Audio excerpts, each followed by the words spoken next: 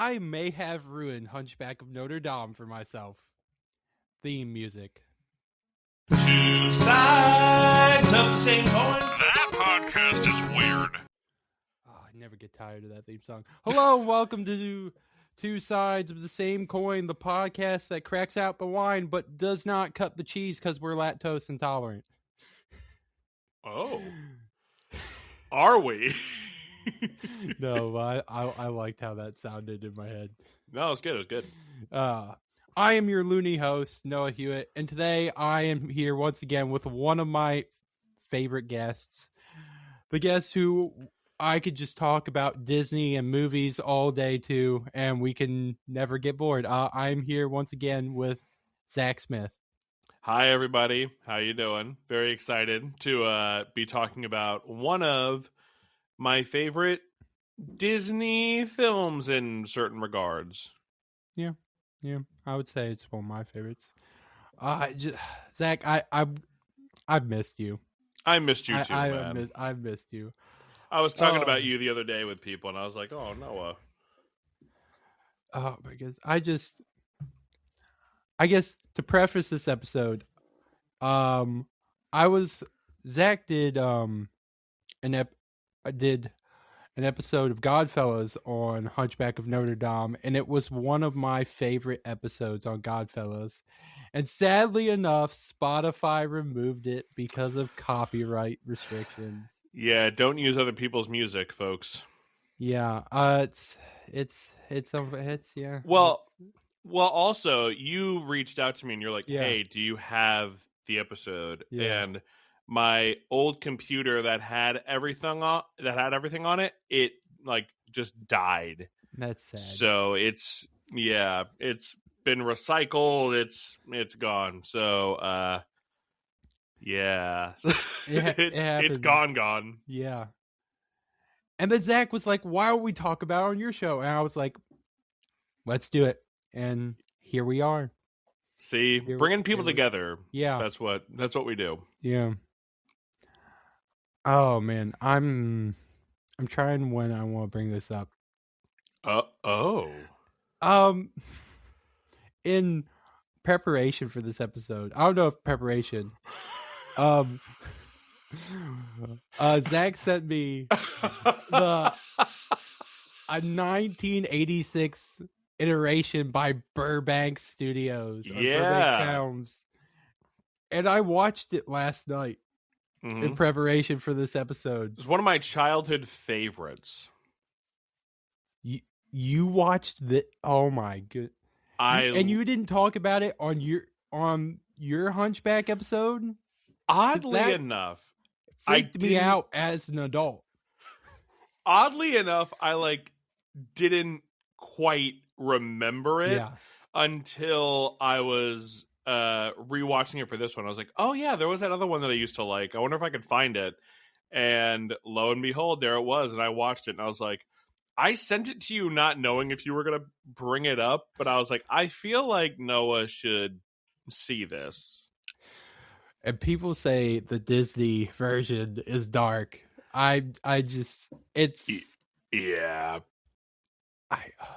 It's not as beautifully animated. I'm acting like people talk about this thing. The animation is very budget, but it's so bleak and dark and weird. That's why I like it, because it's really weird and the voice acting is over the top. But I don't know, if you have a 58 minutes, it's an experience. And from what I read, it is closer to the actual Victor Hugo novel than the Disney iteration. But I don't know whether or not that's a good or a bad thing, and we can get into that later, because I didn't read the novel, but I read the plot summary. Oh, I've read the novel. Oh man, I feel like you can't. Once you understand the premise of the story, I feel like you cannot complain about the dark tones that is in the Disney film. No. I mean, I think it's in animation. Yeah. Not to get into it, but kind of my off the bat is I think animation, you can be so extreme with the emotional storytelling, and it's just so like the animation is kind of the star of Hunchback of Notre Dame, and like in a movie or like a book you don't really get that quite as much, but Hunchback definitely has a lot going for it, in that I think the movie can maybe come across a little darker than the actual media portrays itself to be. Yeah. I guess to get right into it, that opener, I was debating with myself whether or not, for me, that might be the best Disney opener. I mean, I love. Okay, don't get me wrong. I love Circle of Life, and like, but the older I get, the more I'm just like, okay, it's good, but it's. I feel like there's not a whole lot to it, but like when you go into Hunchback, it's the bells that get me. Yeah, like that dong, like you know what you're getting as soon as you get into it. And what's his name? Paul Candle. Oh, insane talent. Yeah. It was. And the pipes on that dude. Unreal. That last note is incredible. Absolutely incredible. Yeah, I mean, the only other thing that's coming to mind is the stained glass animation in Beauty and the Beast. I also really love, but it is it's a different medium because it's a song, but it's the same directors as Beauty and the Beast. So I think there's a lot. The things that work in that movie also work in this movie for the most part. But I would say for openings, it is one of the. It's interesting because it's one of the more epic Disney openings, and it's Steven Schwartz who did the lyrics, and then he's going to go on and do Prince of Egypt in a couple years. So he's kind of locked in. And I mean, even if you want to like kind of keep going, No One Mourns the Wicked, like he really knows how to like, and not to take anything away from Alan Menken, but Schwartz is a very like, if he's getting you into the show, like think about like Prepare You the Way of the Lord. No one, the things we mentioned, he's very, very good.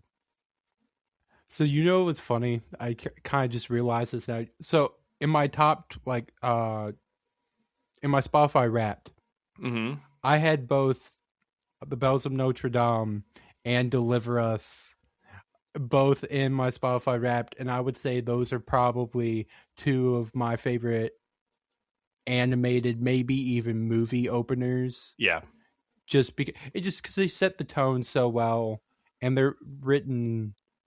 I mean, I would say written by like two of my favorite composers. Yeah. I remember the first time I ever watched Hunchback. Yeah, and that opening with me thinking like I might have made a horrible mistake. Like I might not be ready for this. I mean, I guess to go back to the 1986 version, that just the parallel, it was just too different because you get the bells in the beginning. I think you get the bells in the beginning, and then it zooms in, and then you get that weird like xylophone. Yeah, and I'm just like, that scared me a little bit. I'm just like, am I watching one of these like weird like cartoons that I watched during Halloween? You know what's funny? My buddy, I put it on today at work, and my buddy said the same thing. Where like at the beginning, he was immediately like, "This is a scary thing. Turn this off." And I was like, Is it? Okay. I don't know. It made me think of the Grinch Halloween special. Yeah. I don't know if you know of that or not. Just the the animation and the color tones. Yeah. Well, I mean, if we're gonna compare, I think, and this is kind of the way it usually is in the book, is we do get to see a lot more of Quasimodo observing the world, which I would say we don't actually see in this movie, with the exception of Out There. And I don't know. Like it kind of feels like it's maybe missing that element a little bit, but it doesn't bother me. Yeah. Like that's only if I'm really thinking about it. But the opening is like it's just so shocking, Yeah, and jarring, and it is like a very listen, mom and dad. If you gotta go, you gotta go. yeah. I don't know. No, that's Bells of Notre Dame is just so good. Mm-hmm. Yeah, And yeah. I guess another thing I love is how what's his name?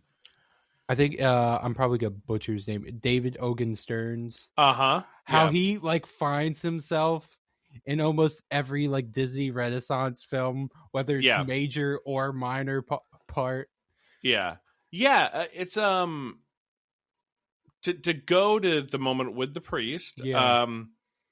I do think it's a great, or the archdeacon. It's a great moment of I took notes on the movie, and it's where Frollo goes, I'm innocent, like my conscience is clear, and him finally like basically invoking like the eyes of Notre Dame have seen what you've done, and it's like it's like for the first time in his life, that's the only time Frollo ever thought about like his actions, that he ever considered that he had done something evil, and that like this is the moment that's going to haunt him for the rest of his life. I don't know, that's just so compelling and interesting, and not, I don't know, as like a 6-year-old you can grasp the concept of like living with your sins like for forever.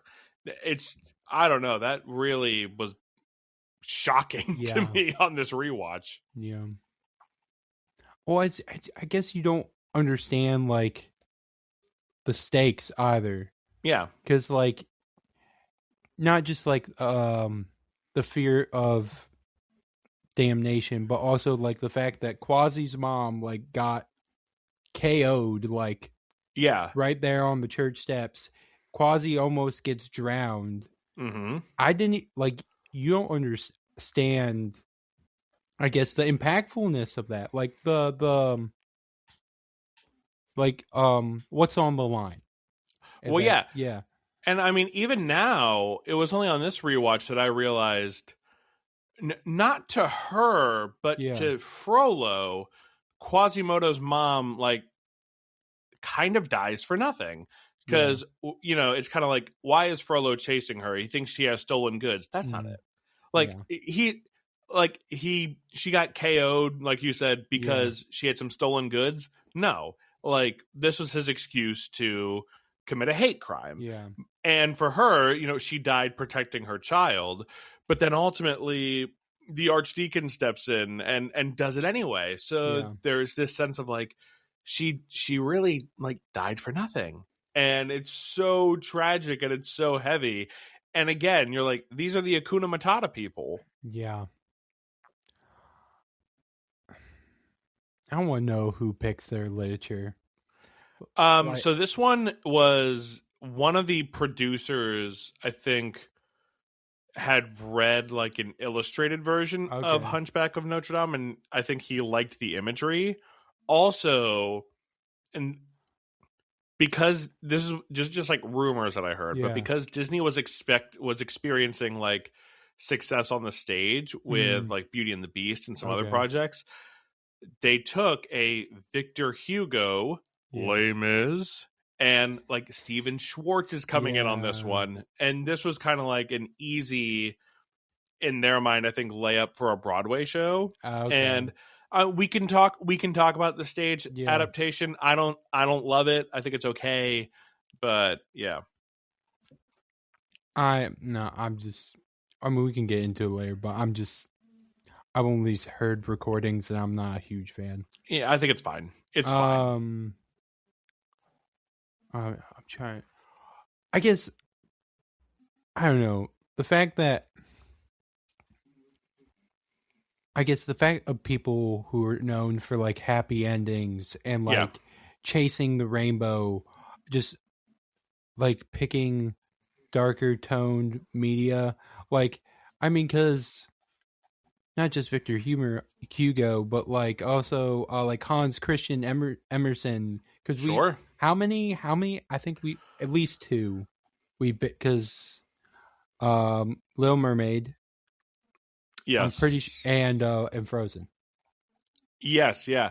Well, also Disney was in a bit of a trying. I don't want to say legitimize themselves, but they had kind of had that Oscar, that Best Picture Oscar taste with Beauty and the Beast. So Pocahontas was supposed to be their like big award-winning show, and then Hunchback was already steaming down like the way as kind of the follow-up to that. So this was Disney was getting ready to like become a real serious like we are going to be Oscar contenders for Best Picture, and then Pocahontas comes out and does not great, and by this point Hunchback, it was like we're too far gone. I mean, this can be like another episode, but I don't think Pocahontas deserves all the. I don't think it's as bad as what people say it is, Zach. I mean, yes. No, I don't think it's that good, but I don't know that it's that bad. I don't know. I know you and I have different opinions because I don't think Mel Gibson is that bad of a singer, but I don't think he sounds that bad, Zach. I don't think he sounds that bad. Wild and untalented talent I couldn't desire. He sounds better than Jason Alexander. But Jason Alexander, I mean, listen, are we talking about the Gargoyles or are we talking about the Gargoyles? I mean, we can go into the Gargoyles if you want. I mean, Jason Alexander is supposed to be funny as Hugo, so he doesn't have to sing well. Yeah, that's true. You'll notice I said he's supposed to be funny. It's just, we saw a mother get murdered like seconds ago, and a baby almost drowned, and now we're going to like, oh, let's cut the cheese. And I'm like, it's not working the way you think it is, Disney. So on other watches, I would have agreed with you. On this rewatch, and maybe it was because I watched the 1986 iteration first, I feel like I need the humor. I need any little jokes I can get, because once you notice all the dark tones, I feel like you need that balance. You do. And the thing is, okay, were all the jokes funny? No. But there are moments that I would not like give up. Like, I thought I was the cute one. No, you're the fat, stupid one with the big mouth. Yeah, but their whole thing is like self-image is important, and they're like, you other. It's a little hypocritical, we might say. Here's my thing. That's fair. My thing with the Gargoyles is that they got worse for me because like the first scene I was like, oh, they're actually not that bad. Yeah. And then it was like, I'm with Quasimodo and Esmeralda. I don't need goat jokes. Yeah. And then it was like, I don't need a guy like you right now. And then like the final battle, I'm like, I don't need the slapstick here. So I'm not opposed to the idea of him having imaginary friends, but I think they should be imaginary then. Whereas, because like by the third act, when they're like taking out the soldiers, it's like, okay, so they're real, right? Yeah. So that's one, I'm like, if they're obviously in his mind, but at the same time, I was like, I want someone to like love on Quasi, and not even romantically, but it's like I just want so badly for him to have a friend, because like Out There was really breaking my heart on this watch, and I was like, this man, like, someone be nice to him, please. I wish Tom Hulce won an Oscar for this. He's great. Anytime I hear Out There, I want to burst into tears. That and Heaven's Light. because his voice performance in the movie though is actually like incredible. Like his little laugh when he has the bird, just like his little chuckle. I was like, oh my gosh, this guy to a point though, where I was curious as to how he ended up like being so warm and loving. Because in other versions, not just the 1986, but I also watched the 1939 black and white film, and it's just he's just lonely and doesn't know how to interact with people. Is more how they play it. Like he's only really seen Frollo in his life. There's not as much the longing to be out there. It's just this is a man who's lived his life in isolation, and that's kind of tragic. So it's one where I'm curious how Quasimodo ended up being good. And I think we can get into this later, but I think that's where you can explore something like that in a live action with a couple extra minutes. And it would be interesting. Like you can get into the ideas of like, are some people born wicked, or do they have, you know what I mean? Like you can get into that. Yeah. Well, and also I'll just say this. It could also go onto the side of maybe the gargoyles being real. Yeah. Like his guardian angels, per se. See, I don't hate that when you put it that way, but it's like they're just... The more they're in the movie, the more I'm like disillusioned by them. I think because it's so Diet Robin Williams... that's where my issue is. You know what I mean? Because the other two I'm not as sour on. It's just the one I'm like, you're doing... Yeah, I know what you're doing. I guess why I have less of an issue is because I took... Like, one day I was just thinking, okay, say you take him out. Like, take out the gargoyles. Take out a guy like you. And what do you have left? I mean, you have like some humor, and maybe you don't. Maybe you're not missing a whole lot.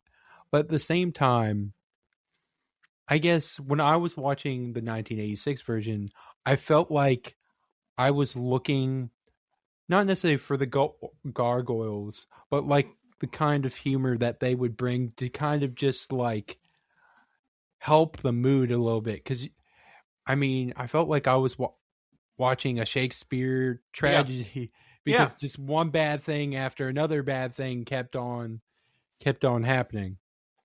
Going back to the baby bird, I don't know why I was dwelling on this a little bit this morning. Do you think there's symbolism with the baby bird, or do you think they just, this is a cute moment? I mean, there's not like a whole lot. Yeah, I think it's just a cute moment because it's not like Quasi's been left and anyone's trying to like push him out of the nest. I mean, I think it's just a cute moment. Okay. Actually, I remembered some. All right. Another reason I like the gargoyles. There's a couple lines that the gargoyles say that specifically Laverne. Yes. Played by Mary Wicks. Love Mary Wicks. That was her last role, correct? Yeah, that makes me sad.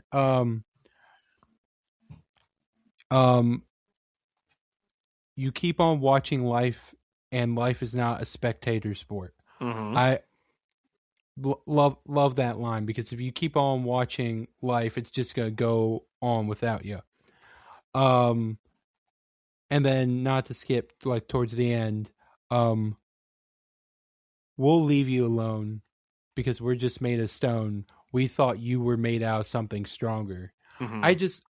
I know it's a small line. It works though. It really works. It really works. And I feel like it makes up for some of like the cheesiness. Yeah, I just feel like I would have liked that from them in the middle of the movie as well. You know what I mean? Yeah. Like, and it doesn't take much, but I feel like we could have had, you know what? After Quasi is humiliated in public, if there's just a quiet moment with the gargoyles where they're like helping him like get his stuff back together, like you don't even need any dialogue, and it could be like a quick like couple seconds. If we just had a moment like that, like handing him a towel or something, then I'm like, then I'm fine. With it. It's and you know, whatever. It's fine that it's not in there. I just think like little moments like that would have really worked. Valid.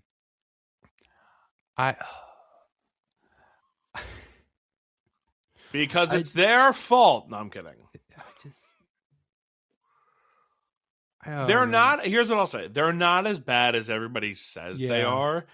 That being said, it is hard to argue against the people who say that they shift the tone maybe a little too dramatically, because it's a tonal issue, and they're not the only tonal problem in the movie. Like there's other issues, but I feel like it's easiest to lay that at their feet. Yeah. I know this is random, but what do you think of Patrick Starr in the film? Like, I'm not gonna lie. I heard Hannah say that in your episode of Godfellas, and I thought it was a joke. No, now I can't unhear it. Because I was just like, oh, the guy does kind of sound like Patrick Starr. And then I looked at the cast, I'm like, no, the dude who plays Patrick Starr is in the movie. Yeah. I was just like, he did it. Yeah. I mean, he's had like a very long career as a very celebrated voice actor. So it's one I'm like, now I just hear Patrick Starr every time. Yeah.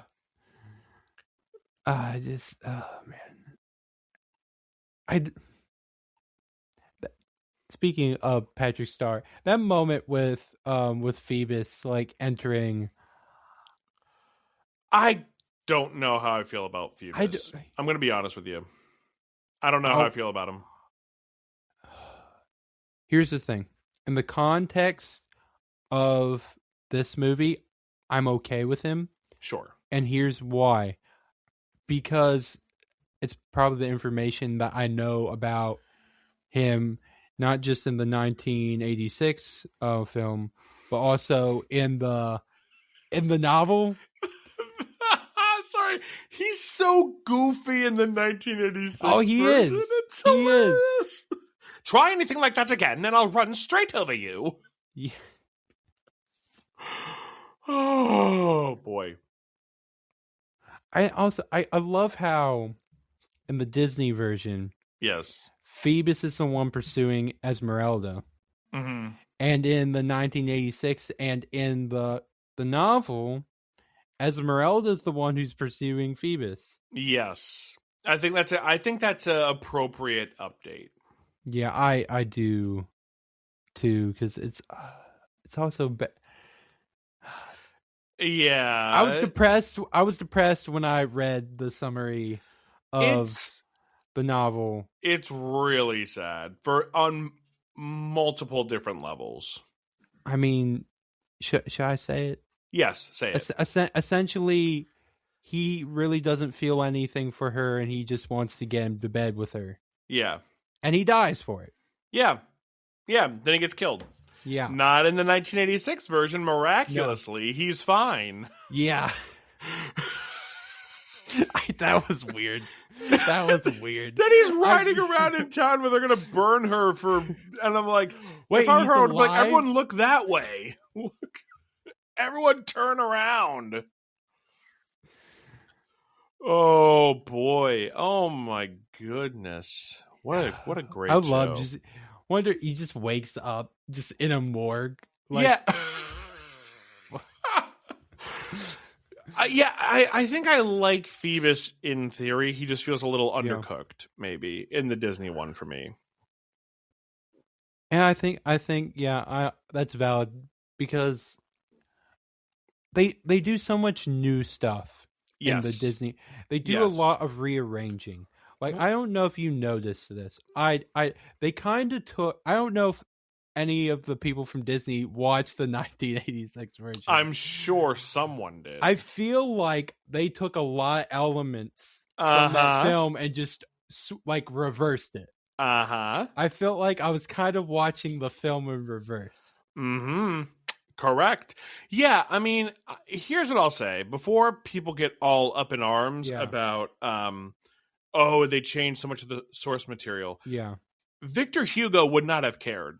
And because the purpose of the book was to get people to respect the architecture. Yeah. Like, if you've read the book, it's like this. He goes on for chapters and chapters about like how beautiful Notre Dame. It's actually kind of a tough read. Like if you read the original versions, like get the abridged one that's like shorter, because he just goes on and on, just yapping about how beautiful this place is. And like ultimately it worked because it was like restored and everything. Yeah. So he got his goal. Then he wrote the musical Esmeralda, which leaned into more about like, prejudice and injustice and things like that. So it's not like this is a precious story. It's one that should reflect the time. And I think it's cool that we have a story that you tweak some elements and it can be very reflective of the period that we're living in. Yeah.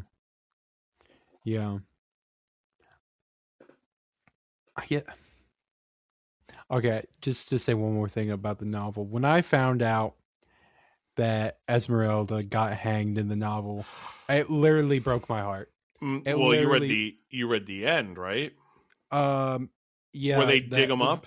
They find a deformed skeleton holding the remains of another skeleton. That just I'm gonna cry. And then when they break them up, they all turn into dust. That ruined.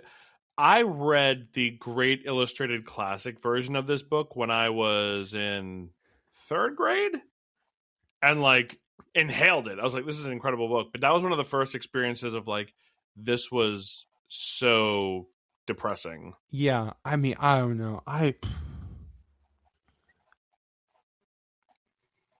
don't know. You think Romeo and Juliet is depressing. You think Oedipus is depressing. I mean, this just I might not be lying when I said I might have ruined a Hunchback of Notre Dame for myself, because I just I opened myself to the reality of it. Which, unfortunately, as you get older, that happens. It's a bummer. Yeah.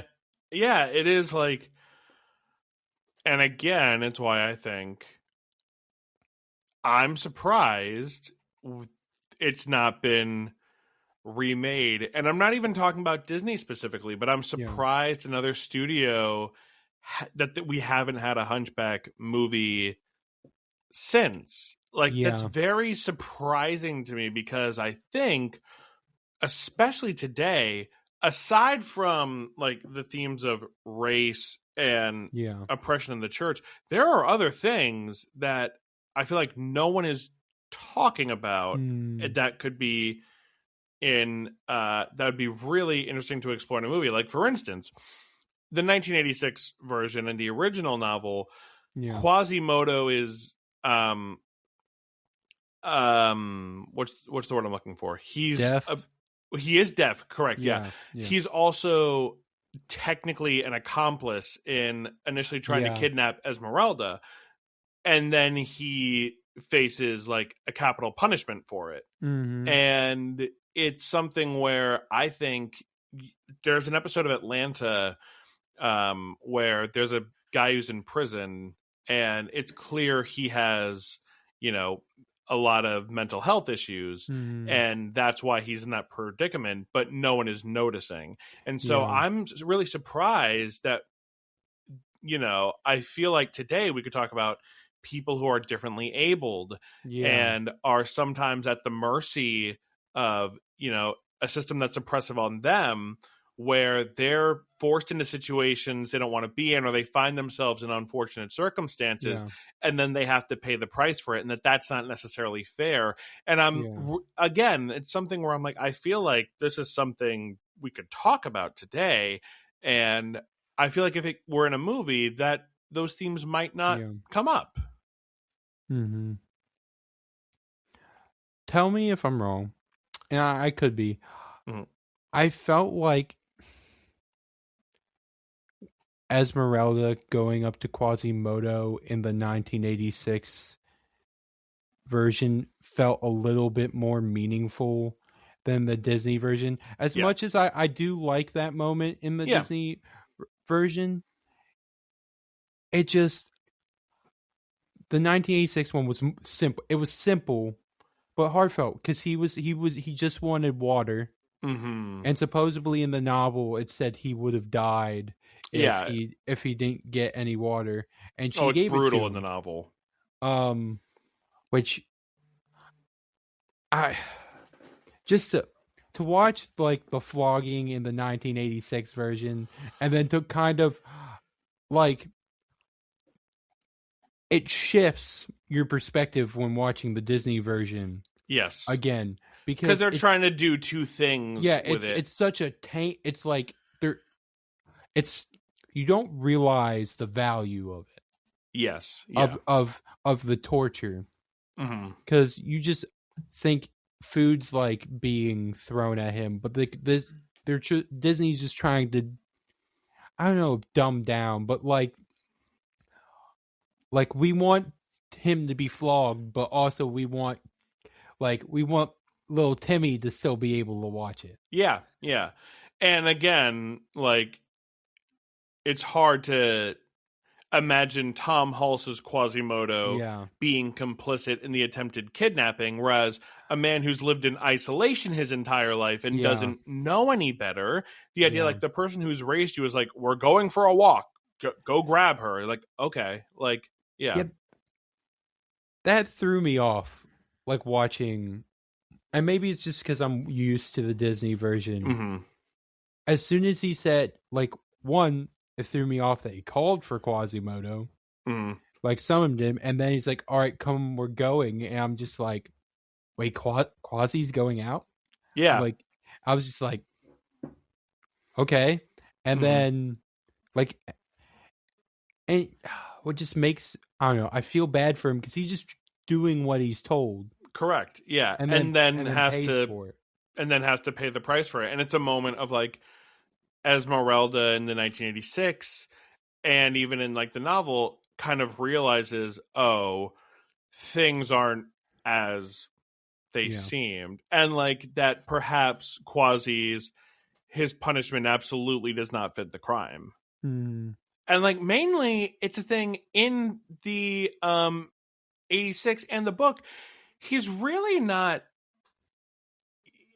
in trouble so much for the kidnapping.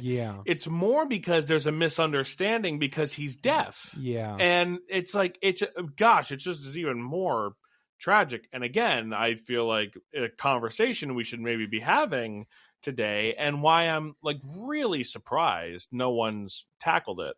I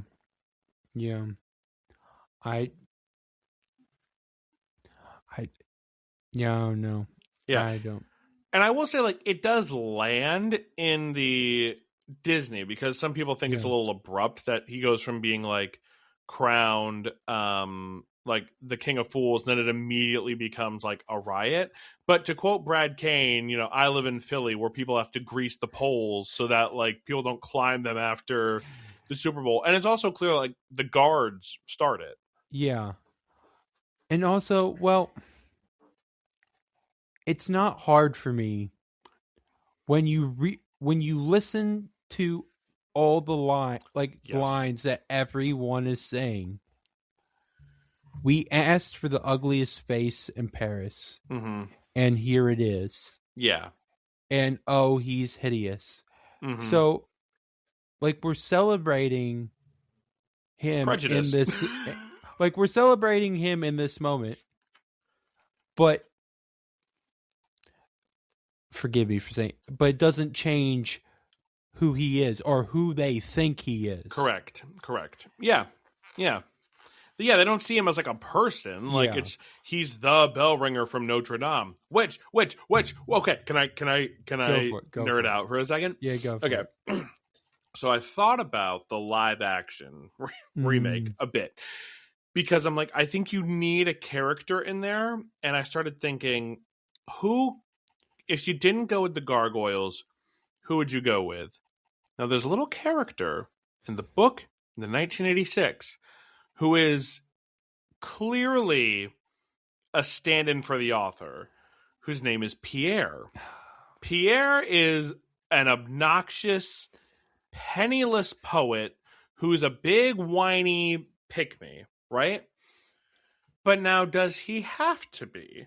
Because the idea, he's a struggling poet in Paris, and to me, I'm like, what if he's in like the cathedral, happens to notice Quasimodo and go, ooh, and it starts as he's like created this lore about Quasi that's gotten out, but also like slowly he's getting to know Quasi, and that's how he's getting exposure to like the real world and people, and Pierre is there like teaching him how to read and how to write, and then he can still have all of his stuff. If you know the book, he can still have all of his stuff with like the Court of Miracles and things like that, but now the character is a little less like annoying and has like a purpose, and you understand why people would maybe know the lore about the bell ringer of Notre Dame. I don't know. I'm just putting that out there. Okay. He stinks in the book and the thing, by the way. He's terrible. See, I was, as soon as you said Pierre, I was kind of like, I was questioning it a little bit, because as soon as he comes up in the 1986 version, and as soon as you read about him in the book, it's honestly... He picks the goat over Esmeralda. Wait, what? Oh, in the I didn't book, know that part. They're in the book. They're just like, "Hey, you have a choice. Like, who do you want to save, the goat or Esmeralda?" And he's like, "Well, she doesn't love me and wants to be with Phoebus, so I'll take the goat."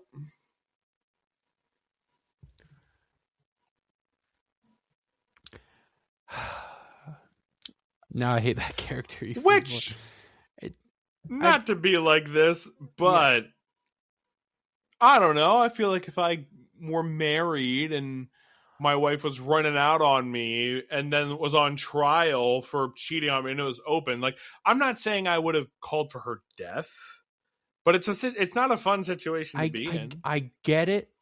I get it, but I don't condone it. But here's the thing.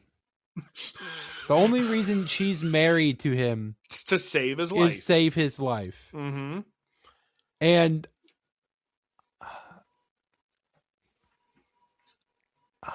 here's the thing. And I don't know if Victor Hugo thought of this when writing it. Maybe not. I feel like if you really want to show love or show that you love a person, if you truly love someone, you will do what is hardest. If you truly love something, set it free. Yeah. And then again, I don't know. It's also different time, different literature. I don't know. I just thought it was weird in the 1986 version. He just disappears. Yeah, they have a good update with him in the 1939 film where it makes him a little bit more like, oh, we can get Esmeralda back with like non-violence. It's more he writes a letter to the king and is like, hey, Frollo is corrupt and has done all these terrible, horrible things. And the king's like, wait a minute, what? Yeah, get him out of there. She's innocent. No, she's good. You have evidence? Like, okay, cool, it's over. And then Pierre's like, we did it through non-violence. So and you all go, hooray! But then it ends with Quasimodo saying, like, everybody's walking away from Quasi, who's alone. And he says to the gargoyle, why couldn't I have been made out of stone like you? And then the movie ends. And it's a bummer.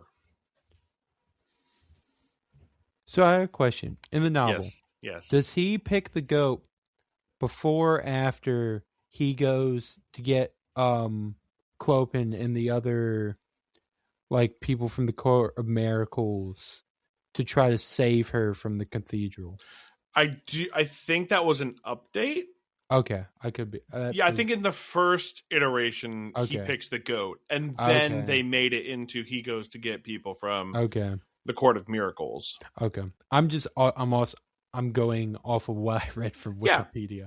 Yeah, no, there's different. Again, there's like a lot of different versions that are out there, but yeah. I do like to read. It's a toughie. It's a toughie in the big 2-6. Yeah, it's one of those. I feel like historical literature. It's hard to swallow sometimes. Mm-hmm. Well, and it's a book about how cool a building is. Yeah, like that's the big takeaway. Like it wasn't even called The Hunchback of Notre Dame originally. It was called Notre Dame. Okay, actually, speaking of that, Zach, do you want me to give do you want me to give you my pitch for my version of the live action film? Like, right I now? would love to hear this. Okay, I think we do. I think we take the 1986 version. We make that live action, and we flesh it out a little bit. Yes, with the songs with the Disney movie songs. See, that'd be interesting. That would be interesting. I'm not saying it can't work.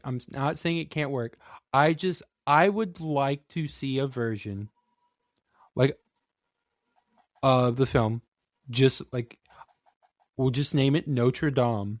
Mm-hmm. And I would kind of like to have it in the stylings. I don't know. Have you seen Snow White and the Huntsman? And, I have. I feel like like Hansel and Gretel, we kind of do it in like that dark and gritty style. Mm-hmm.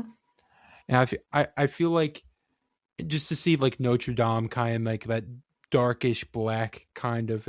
I think it would look cool, and you just do the 1986 version. I mean, it's gonna be a little dark.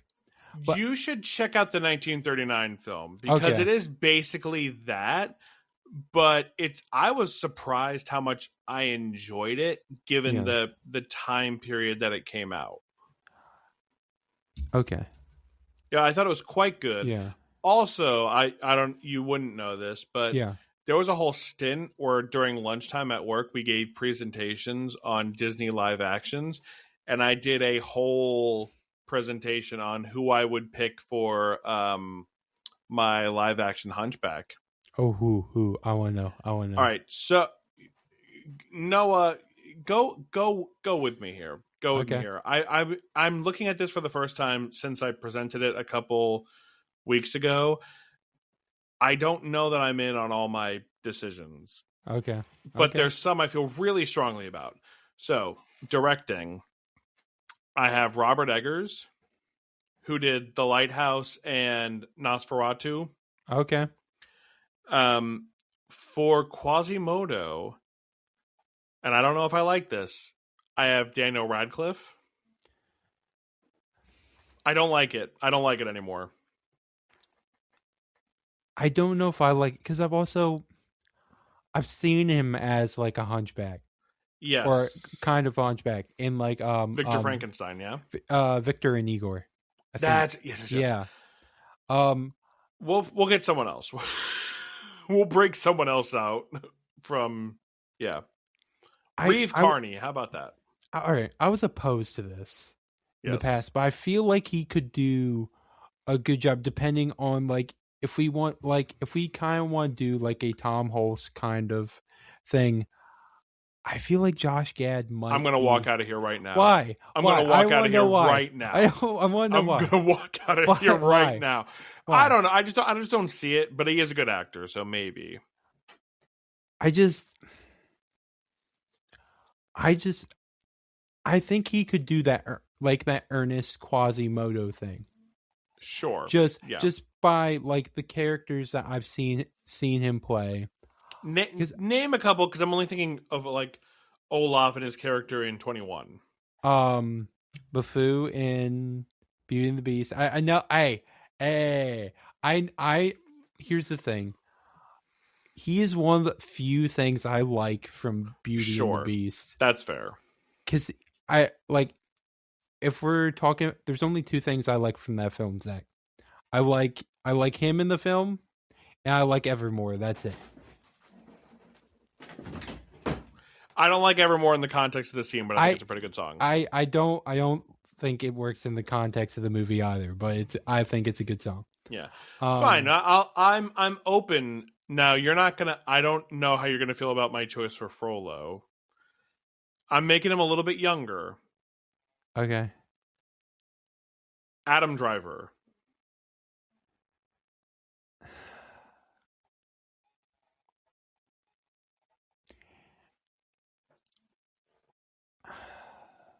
Rage, that booming baritone that he's got, just that thing of like he's always seems like he could snap at any moment.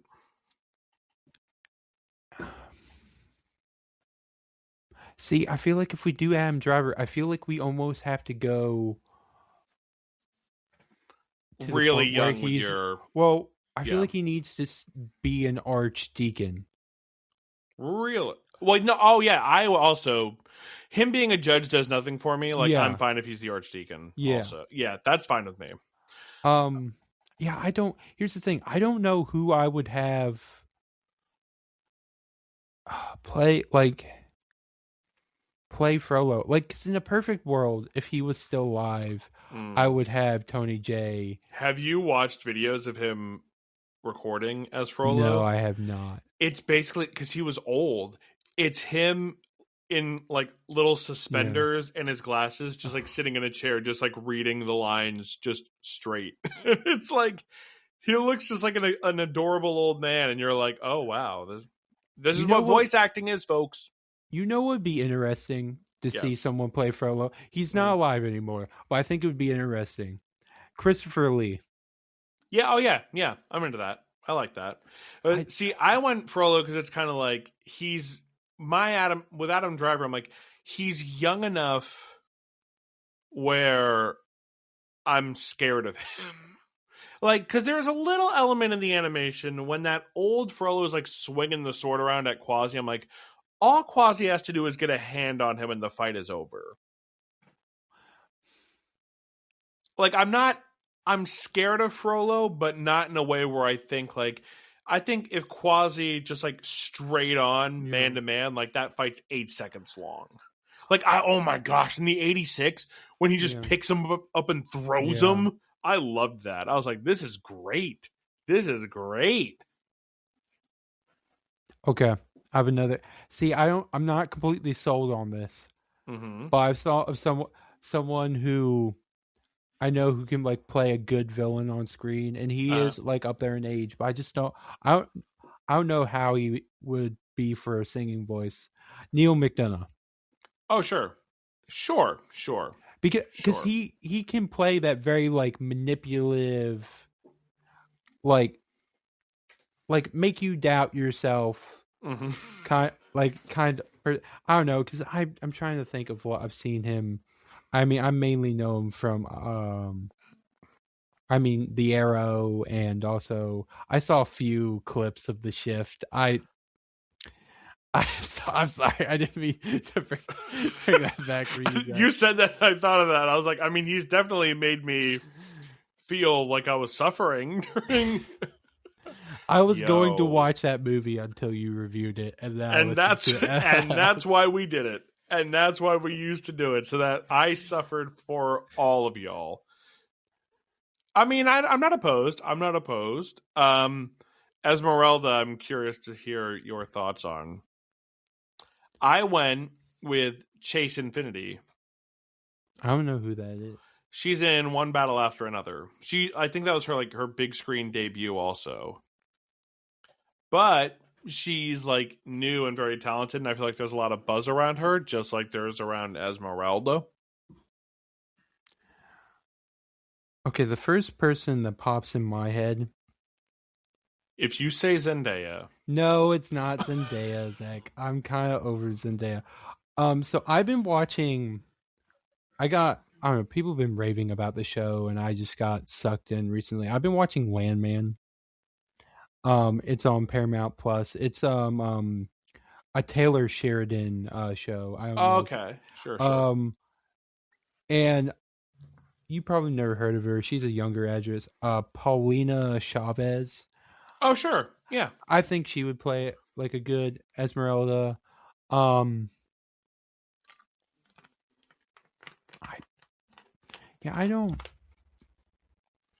honestly, besides her, I don't know.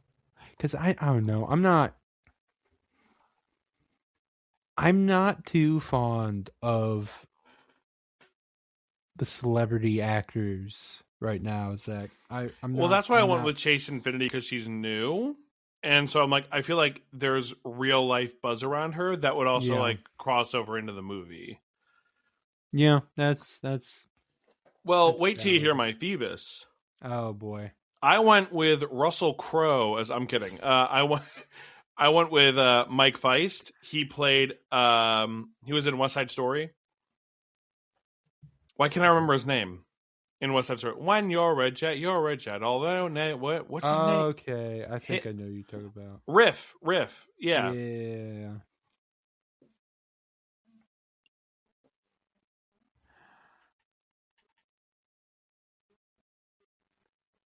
No. Oh, I accidentally looked up Matt Rife. No. Yeah. No. Yeah. We want him away from that movie. Yeah, we don't. Correct. Oh Lord. Okay, there we go. Oh, Mike Feist. Yes. Yeah. Oh my goodness. Okay. Now that I looked up, you know who I don't want anywhere near this film? Chris Hemsworth. That and I don't Rachel Zegler.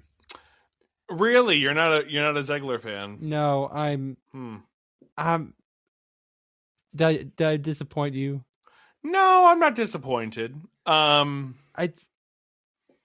have know. Maybe I don't know enough information. Maybe I don't know enough. I mean, she did a show in Jersey with TLC, who I did a show with also. So 6 Degrees of Separation, but that was different times. Here's what I'm going to say about Rachel Zegler, everyone. Did you see Snow White? I will admit I did not. I watched a lot of clips and I did research the film, but I did not watch it. I didn't think it was as bad. Okay. As now, there were elements that were awful. Third act, terrible. Mm-hmm. Yes, there is a lot about it that's really, really bad. Mm-hmm. But in like a fun, goofy kind of way. Like, go in with the right attitude, and it's like kind of funny. Mm-hmm. And it's one of like, it's not, I didn't think it was Rachel Zegler's fault. Now, did she need to say everything she said in the press? That's not really for me to say either way. But that's when I'm like, wow, all of a sudden everybody became a big Snow White defender. Because it's like, I think that's my issue. I'm like, it's not like she was out here talking about like Rapunzel and Tangled or Belle and Beauty and the Beast. I'm like, y'all have been talking trash about Snow White for years. And then she finally just said what everybody was thinking. And so that's when I'm like, maybe chill a little bit. Yeah, that's, you know what, that's valid. Also, you're going to love this. I have Patrick Page playing the Archdeacon. Patrick Page. He's Hades in Hadestown and Frollo in the stage play. Oh, okay. Yeah, Patrick Page. I think the man is talented. It's stunt casting for me. I can't. Okay, if we shift to the stage production a little bit, let's do it. I can't do him as Frollo. I mean, it's not a bad. It's not like a bad version of Hellfire, but it's just, I feel like, I think of when I listen to other people try to do different iterations of like the Disney film, I think of what you said to me about The Sound of Music. Yeah. When you think of like other people try, or when you hear the song, you can only think of like the original people who done it. Yeah. And unless someone does a phenomenal job, or beyond phenomenal. I mean, because I mean, at the end of the day, you're not gonna beat Julie Andrews. Yeah, you're not gonna beat Christopher Plummer. It's. I mean, like, you can go and watch a stage adaptation and it'd be fine, but I don't think it's going to rock your world as much as watching the 3-hour edition on DVD. No, correct. I agree. Yeah. And again, like, if you go see a local community theater's production, you might be like, that was absolutely incredible. Yeah. But if we're talking about things you actually want to listen to, like in your car, you know. Yeah. And again, I think Patrick Page is a tremendous Hadestown, one of my favorite musicals, and he's phenomenal in that. And listen, am I very sad that I had to that I couldn't audition for Hunchback and play Frollo because I was doing School of Rock? Yes. I'm very sad about it.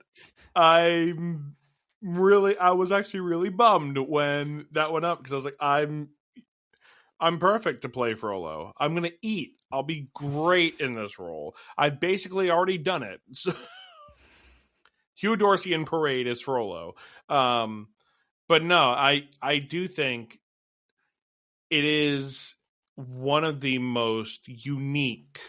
Yeah. It's certainly one of the most unique Disney songs. We can get into Best Villain Song. We can get into Best I Want Song. Yeah.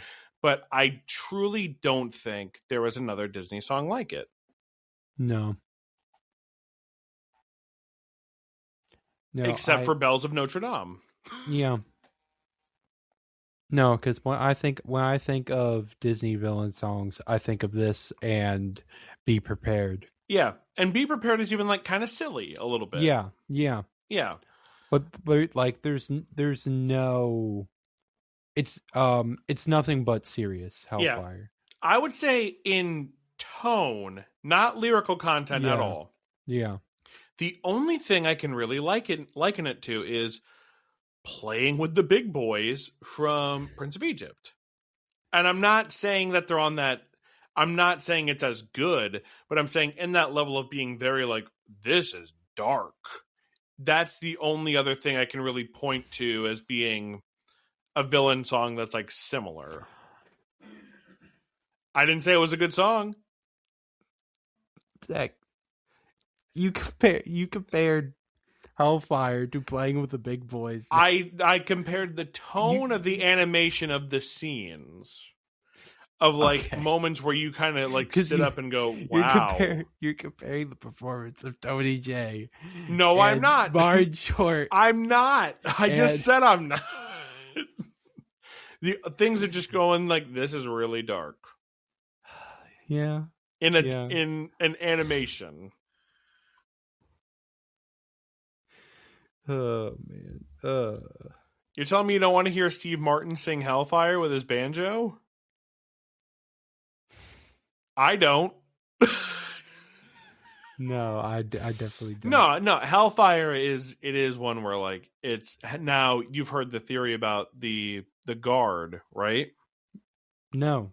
Is that's a divine intervention because you never see his face, it's just a light behind him and it's like Esmeralda has escaped and it's a moment where Frollo could just be like, oh no, she got away, and like that could be the end of it. But instead, he decides to like double down. It's like, no, I'm going all the way with this. Yeah. I don't know. I'm just the animation during that scene, incredible, absolutely incredible, especially with the fire. Yeah, and I can't believe Disney did it. Yeah. Shocking. See, I only think about these things now. Yeah, yes. It's just you don't see the line that is towed. I agree.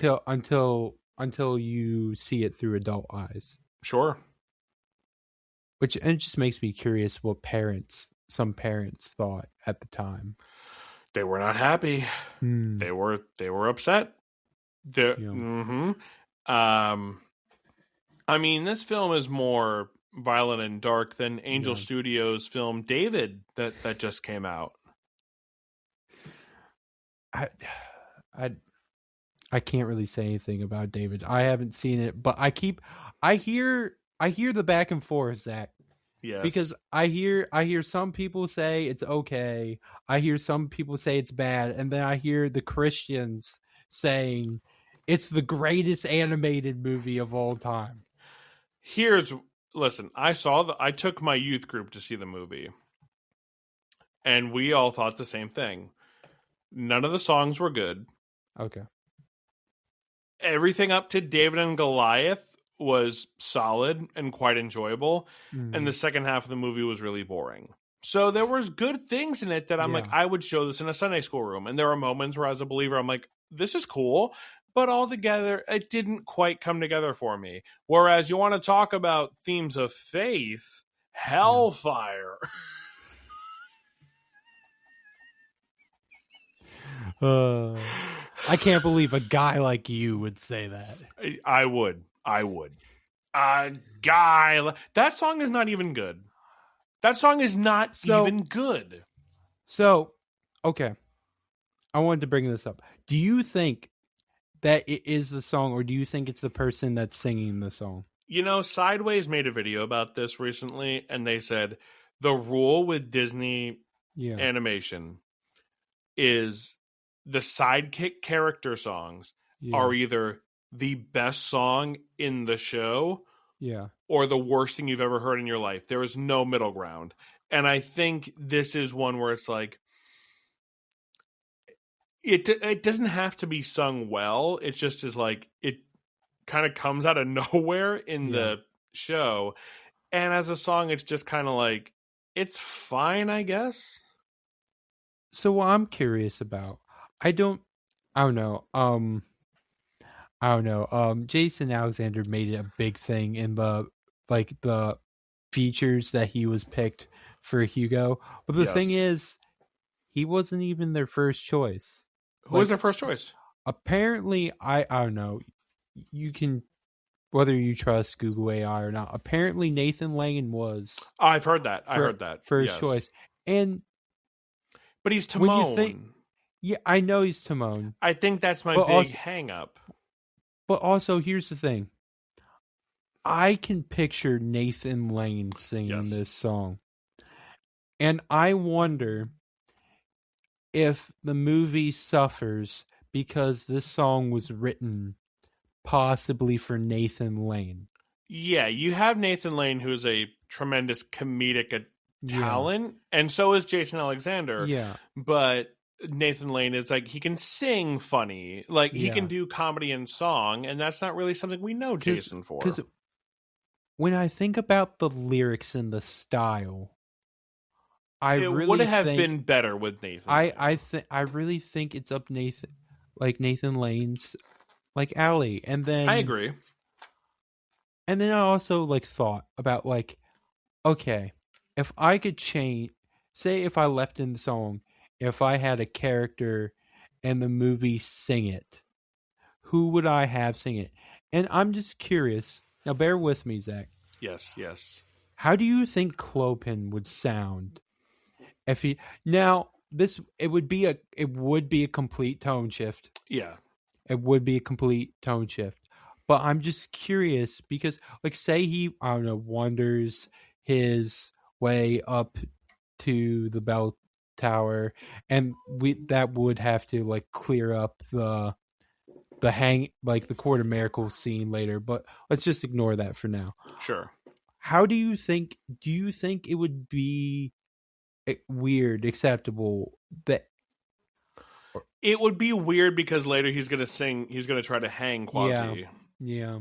See, I thought you were going to say Phoebus sings it as a reprise. And now I hate it now that I've said it. Come on, Quasi, a guy like you. See, I don't know Kevin Kline's singing voice. Yeah. Wait, he's in Road El Dorado. I don't know if I've seen that. I'm sorry. I have put on Zach. I've seen. There's a lot of movies I have not seen. I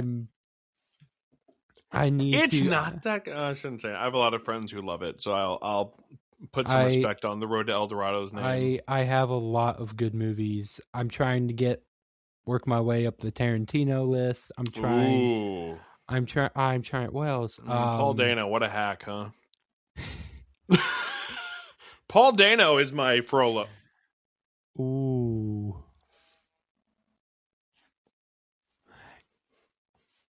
You know what? Mm-hmm. It kind of works. It does kind of work. He is like a little young, but that does kind of work. Hellfire is not going to hit. It's not going to hit. It's going to be bad. Because I was like, Driver can sing, but... Oh. What about Michael Fassbender? I'm not opposed. I don't hate it. I like it. I think Fassbender got caught up. I think there was an era where he got picked for everything because he was such a versatile actor. Yeah. And he kind of got burnt out. But I'm like, he's an actor you could put in anything, and I think it'll work. Yeah. I don't know why. My favorite role of his is in Inglourious Bastards. That's up there. I love him as Steve Jobs. In what? In Steve Jobs. Okay. I need to... It's good. It's good. Seth Rogen plays Steve Wozniak. Kate Winslet's in it. It's a good movie. Okay. Directed by Danny Boyle, who did not direct 28 years later The Bone Temple, but that movie's underperforming at the box office, and if you're not squeamish, it's a good movie. Okay. It was a little too much for me, but it was good. I had to close my eyes, folks, because I'm a baby. Okay, can we talk about the Court of Miracles sequence? Here's the thing. Yes. I don't know if I like it I don't. I don't know if I like it in the context of the movie, but the thing is,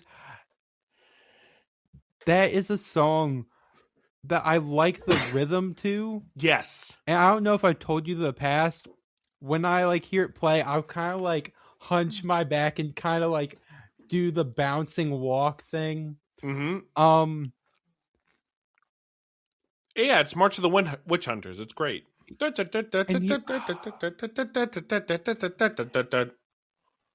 the thing. Yes. Before watching the 1986 version and reading the book, I didn't quite understand it. And now it makes a little bit more sense. Yes. Because this is at the point where the gypsies, or whoever they are, whatever iteration, because apparently they're always changing. Yes. Because you got the gypsies, you got the Roma, you got just poor people. Yeah. And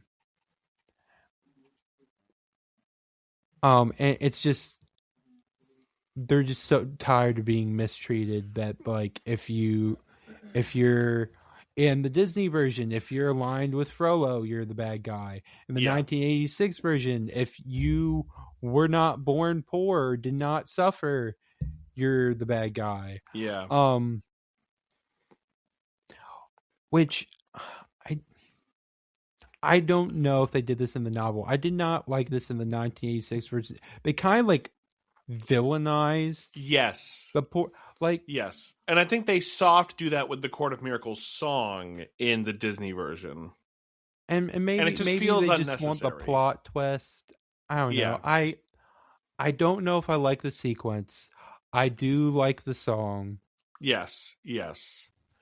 It's a fun boppy song, but I agree with you. Now, while we're talking about to quote Michael Williams, it's how Michael Williams is for Mine, Mine, Mine. I am for the Court of Miracles. Okay. Where I also love Mine, Mine, Mine. It's it's not necessarily a good song in the context of the movie, but it's 1,000% agree. it's a fun song just if you're like listening to and going through your day. Yes. Now, can I tell you a song I don't like? Go ahead. I don't like God Help the Outcasts. Okay. Lyrically beautiful. Lyrically, I agree with all of it. I think it's boring. I agree with you 1,000%. I was afraid to bring this up. It doesn't do anything for me. I agree. I think it is a beautiful song, like lyrically, and it should do something for me, because the moment where the archdeacon, where she's like, no one out there will listen to me, and the archdeacon's like, well, maybe there's someone in here who can. I'm like, that lands for me. Now this song should really be like doing it, and it doesn't. Do you think it's because it just keeps the same kind of like rhythm, or the same, like it doesn't, it kind of just goes this one straight line? Yes. Compared to like well, you know other... that it was supposed to be Someday originally. That someday when we are older. That's why that leitmotif is all over the score. And then at the last minute, Disney was like, "Actually, no." And they went. Is that why that song's at the credits? Yeah, See, and it's all over. It's watch it again. It's all over the score. Like it's kind of Esmeralda's theme, and I don't. Listening to it, I don't think Someday is that good either. But at least it's like related to everything else. See, because all right, can I compare it to another song from another animated movie that let me get my hand on the door in case I need to walk out again. One song that's been playing in my head constantly from another animated musical is Once Upon a December. Yes. Because it's and that like theme is throughout that entire movie. Yes. Yes. And it could have been, they could have used the song to be so impactful, and just for some reason, it just falls short. I agree. Listen, and while we're talking about it, Anastasia, there's only one bad song on that soundtrack. The rest, banger after banger. Is it in? Are you gonna say Into the Night? No, I'm not gonna say In the Dark of the Night. I'm gonna say the song you don't remember. Perry Holds the Key to Your Heart. I don't it's not good. It's not a good song. And that's also how, like, I don't remember God Help or God Bless the Outcast until I'm watching the movie. Yeah, and then it's just like, it should be doing a lot more. Like, the part I like is the I ask for wealth. Yeah. I like that part, but they ripped that off from the 1939 movie. That's the exact same thing, which not ripped off is aggressive, but it's kind of like it's not even standing on its own merits necessarily. See, I don't know. I would like someone to take the lyrics and like kind of like maybe dissect the song. Yeah. It needs some sort of push. I don't know quite what it needs, but it just needs that extra oomph. But if you really listen to the lyrics, it does kind of break your heart a little bit. Yeah. Like, especially just like the first line, like, I know I'm just an outcast. I shouldn't speak to you. And that just like, I don't know, breaks my heart, like, as a believer. Yes. Because we, at least we know that we can always go run to Jesus. Yes. And people don't always know that. Mm-hmm. And I guess, and it just like the lyrics continue to go down that road. It's so beautiful lyrically, but it just sadly falls short. Yeah. Yeah. And I mean, there's the one lyric about, she's like, I look at you and I wonder if you are an outcast too. And, it's something where I'm reading through, I just read through Matthew a while ago, and I was really kind of like taken by the verse when Jesus says, depending on the translation, foxes have dens, swallows have their nests, but the Son of Man has no place to lay his head. and this idea that, and this is not to slander anybody, but it's like you're in this beautiful church with this beautiful stained glass window, and there's nothing wrong with that. But the idea that like we serve, a God who during his time on earth, he didn't, like, material wise and possession wise, he didn't have everything, and he didn't have it all. And the idea he wasn't welcome in a lot of places, and even reading like other Bible stories, people beg him to leave. Like it's this thing of, and I mean, we know ultimately he is, put to death for our sins, but for other people because they didn't like the things he was claiming. And this idea about like, it's, again, in a Disney movie, we're talking about the idea that sometimes when we're picturing Jesus, we just see like the pretty stained glass and the beautiful imagery, and that's all great. That's wonderful. But sometimes we're not like seeing the lived in world that Jesus lived in. Yeah. I'll bring this up so you don't have to. I thought of The Chosen. I did too. When I heard that, I am behind. I just finished season 4. I need to sit down and watch season 5. I will say, I don't know if you saw this trailer for season 5. I got so excited when they used a little bit of a Johnny Cash song. Yes, that was cool. Because as soon as I heard Johnny Cash saying "sooner or later gonna cut you down," and they like put in clips of The Chosen, I'm like, yes. It was a good season. It had some of the best moments and some of the moments that I cared for the least in the show so far. Like It was a mixed bag, but I would say like the last episode I thought was really special. Yeah, it took so long for me to get through season 4 because for some reason I watched like the first 4 episodes of the 4th season like 5 times.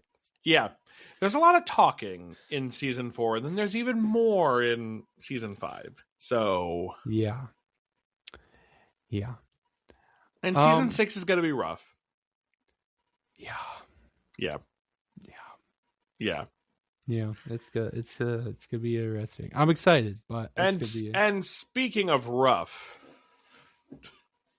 Noah, when I tell you that in the Hunchback of Notre Dame, when Quasimodo saves Esmeralda from the fire and screams "Sanctuary," I could knock down a wall. Yeah. I could run 20 miles on the treadmill in 10 seconds. Yeah. That's what I'm like, let's go. Let's get them. Yeah. The animation, that's one of the best directed scenes in any Disney movie. Yeah. I have to say, in the 1986 version, it still hit. Like, though it wasn't as impactful as the Disney version, it was, you could feel the intent. Yes. And just also like the bells that they play as he's saying, like the I would say an underrated part that people may not talk about in this movie is just the score that's just played behind everything. Maybe Alan Menken's best score. It might be. Might be. The only thing that's giving me pause for concern is that the one little lilt is in Beauty and the Beast, and I think of it every time. The do do do do do do do do do do do do. Because it's the safe behind these parapets of stone. It's a and I'm like, it's almost the same. Well, there's a couple things. Like at the end of Tales All This Time, that little like almost whistle at the end. Yes, like, yes. Like he does that in he does that in a couple different Disney films. He loves it. Yeah, I don't. I'm prepared to say I'm going to say it's his best. But then here's where I'm torn. Yes. I feel like this score is very meaningful to me. Yes. But then also I think of Hercules, where I Go the Distance is very meaningful to me as well. And then also all the other songs I feel like I have a lot of fun with. Yes. And I know in the past you were not a fan of Phil's song, but I feel I don't like movies. No, I'm kidding. I don't like comedy. I don't think it should be in movies. I don't like comedy. I don't like comedy. I want that on a shirt. I don't like think comedy. It's funny. Zach, I love you. I love you I too. Love you. You say the things that just make me so red in the face. It's just... And that's why I do it. And that's why we do it. Okay. Hot takes. I think Quasi should have killed Frollo. Oh, I 100%. I think he should have thrown Frollo off the cathedral. I had a moment.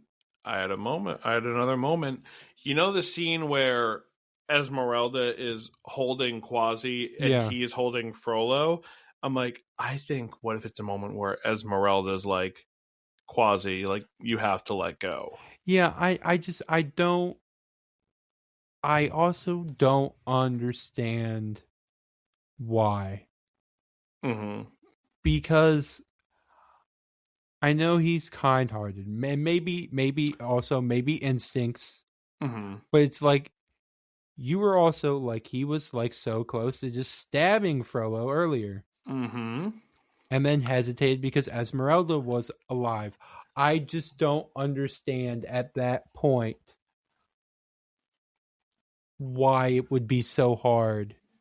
Just let go. Yeah. And that could have been a moment of like because even with the scene where he has the dagger, that's a little bit more like, I think he just got it from Frollo and he doesn't necessarily know what he's going to do because he's kind of like raging out a little bit. Like he's feeling a lot of feelings. So that's not one where I'm like, he's going to stab him. It's like, I think he actually is like, I have no idea what I'm about to do. Okay. Another hot take. Yeah. I honestly don't know if I wholeheartedly believe in this yet. Yes. I don't know if I would care if Phoebus died. But then he can't be in the sequel. Oh, that's and you can't have the kid either. And you don't get to have Haley Joel Osment. Oh, in that great movie, The Hunchback of Notre Dame 2. Wait, Haley Joel Osment?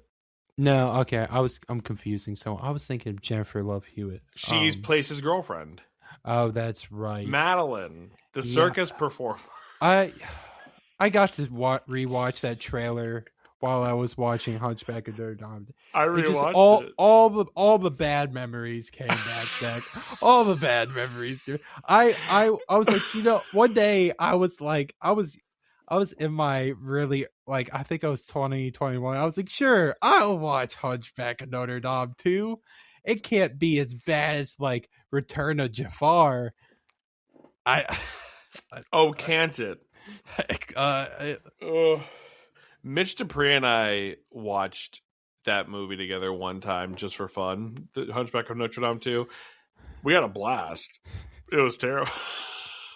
Because I bought the Blu-ray and it comes with the second one. Why would you buy the Blu-ray, Zach? I bought the Blu-ray for Hunchback and it came with... It was like, well, surely you also want... It's like when I bought The Rescuers and it came with both Blu-rays. It was just, they gave me both. Because nobody wants to buy that movie.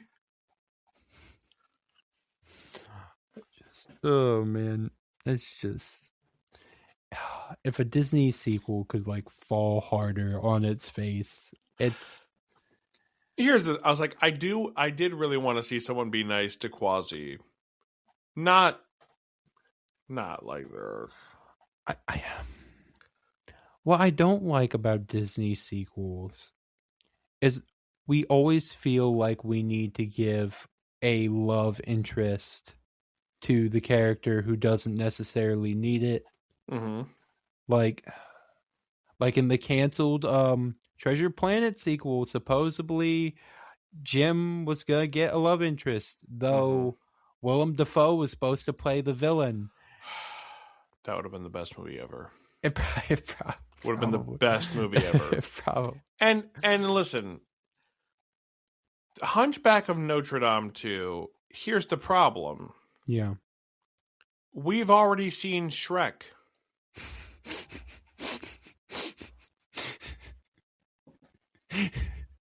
No, you can't leave it there, Zach. You need to I'm going to. You need to continue that thing. I'm going to. People would have loved Hunchback of Notre Dame 2 if Shrek hadn't been released. I'm joking. No. Handsome Quasi was tough to look at when I was rewatching that movie. I was like, ew. And then I was like, oh, right. It's like when Shrek turned into a human in the second one for a moment. Yeah, it's just like, okay, like, sure. I don't think it was. I think that was just like a screenplay they had for something else. And then they're like, oh, hey, Hunchback, we got the original voice cast back. And they're like, oh, cool. And then they just changed the name. Yeah. That's almost as bad as Atlantis 2. Yeah. I'm still convinced that was a canceled Disney Channel show. Yeah, it was 3 episodes. Okay. Yeah. So that's because it felt like it. Yeah. It felt it was. That's how I feel about Hunchback. It was going to be a new show, The Hunchback of Notre Dame, the animated series.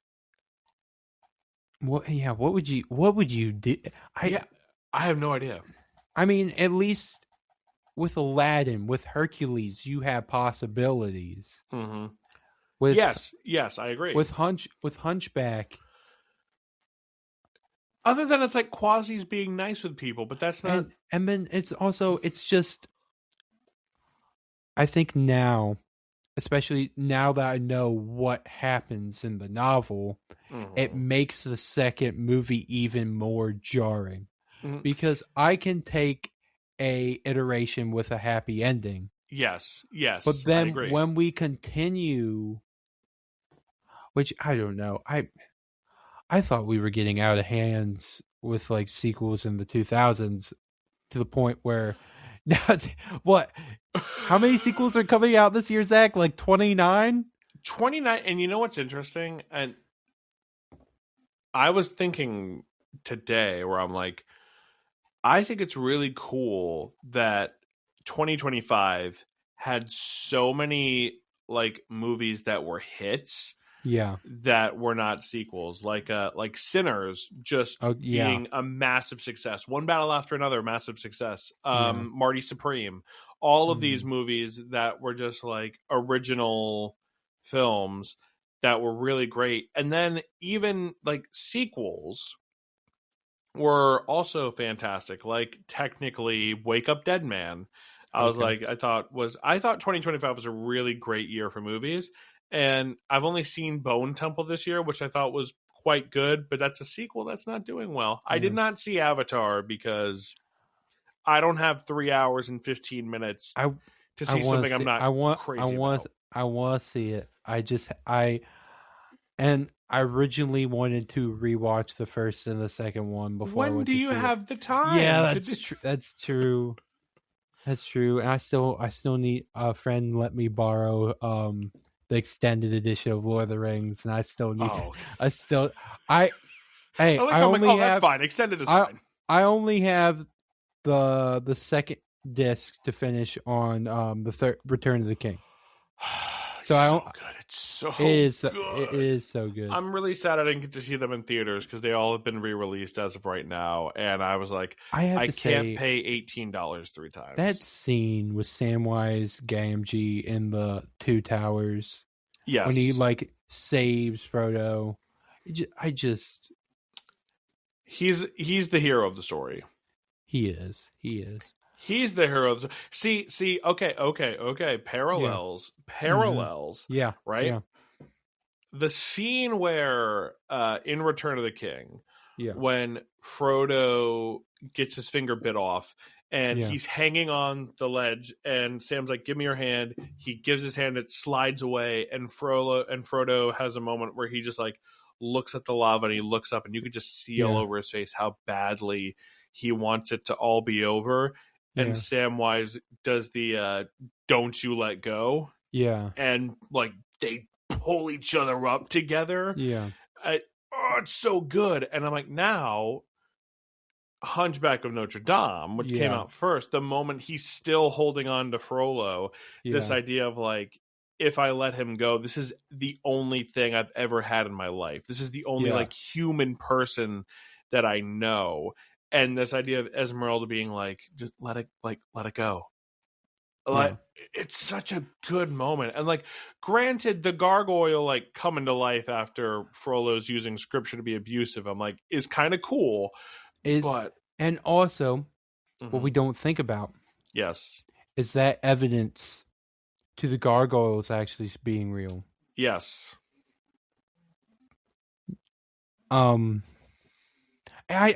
I love I don't know why I love like that moment where he's like holding onto the gargoyle and it becomes like this monstrous thing. Yes.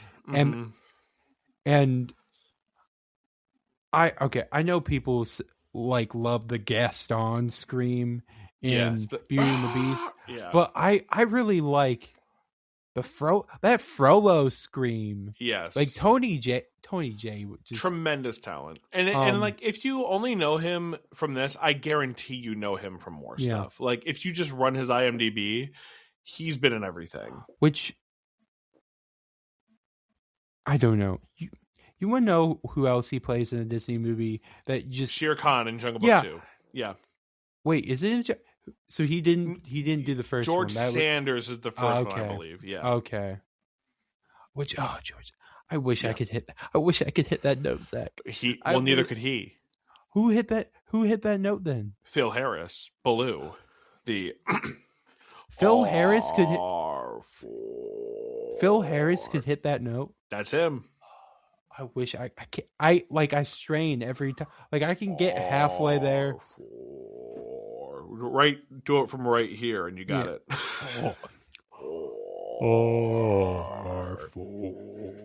You see, I strain every time. No, Tony J does. All right, someone I wanted to bring up earlier. I don't know why. I just realized something today, Zach, and I don't know if maybe I'm just dumb. No, don't talk about my friend that way. So the gargoyles are named Laverne, Victor, and Hugo, and who wrote the novel? Mm-hmm. Victor Hugo. A lot of people don't notice that. I don't know. It's cute. It's fine. Sure. I don't know. I couldn't pick up on that, but I picked up on Frozen. That's true. Hans Christian, but Hans Christian Emerson, hidden in Frozen, is I think more clever. I agree. No, I agree 100%. Who's Laverne? I don't know. I was thinking about that today. Yeah. Like, I get Victor and Hugo, but why Laverne? And why? Honestly, here's the thing. I like this theory. I might stick with this. Okay. I think Mary Wicks chose that name. And I think, because I think a lot of people loved her, and it's like, okay, Mary, what would your gargoyle to be named? And you like, you know what? I like Laverne and Shirley. Let's name it Laverne. Who was she? Sister Mary Lazarus in Sister Act? Yeah. Could Lazarus, Laverne? What? No, that holds no water. Zach, yes. Last week, I was listening to one of your old episodes. I was listening to the Joseph King of Dreams episode. I think that's one of our best episodes. And you just said Lazarus, and it made me, because I heard the Carmen song in that episode, and now Carmen is playing in my head. Lazarus, oh Lazarus, come forth. Why is that song good, Zach? Why is that song good? Why? Good? Why do Have you listened to the song? In the episode, I haven't listened to, but it's pretty. I like it. It's bad. It's a bad song. I don't know. It's him talking, and then it's that chorus. I don't know. I like the chorus though. Yeah. It's kind of like what? Oh, cool. But then it's like every Carmen song. Actually, okay. Yes. Last Bunny Trail thing. Okay. Song you should check out if you haven't checked it. There's a song called "He's Alive" by Dolly Parton. If you haven't listened to it, you should listen to it actually before you go to bed. It's really good. It's really good. She tells the narrative of Peter and John like waiting after like Jesus died, and then like the interaction with Jesus. It is really good.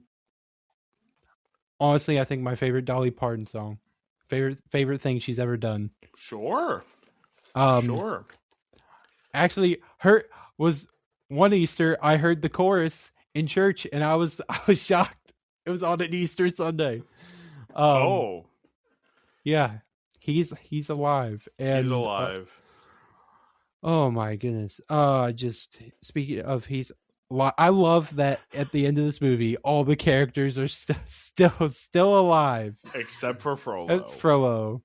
Yeah. And then I get to read on Wikipedia that all the characters died. All of them died. Yeah. Not Pierre. I have to say, I guess to finish up on the movie. Yes. Can I really quick, one thing before you say it? Go ahead.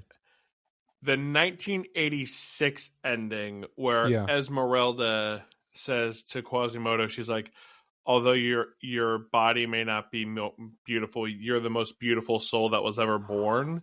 That was the best part of that movie. Yes, I was like, absolutely incredible. Yes. I wish we had more moments like that in the Disney version. I mean, we got some, like we got the gargoyle, some of the gargoyle lines, which was really good. Mm-hmm.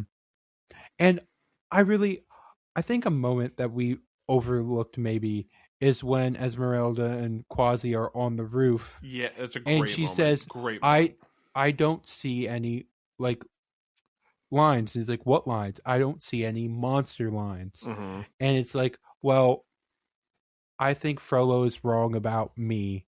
And if he's wrong about me, he's wrong about you too. Yes. And then Frollo's nose is long and he wears a truss. That's a pretty good. I know. Yeah, it's pretty funny. Yeah. Man. But yeah, you were saying, you were giving your closing thoughts, and I interrupted you. Yes. I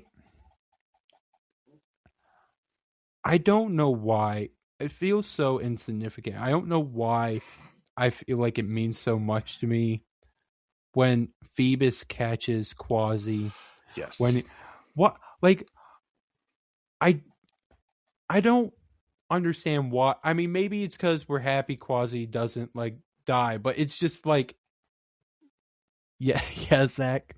Because aside from Esmeralda, no one has taken care of Quasi in the movie, and he's taken care of like everyone else. He takes care of Esmeralda and Phoebus, and like then that's kind of really it.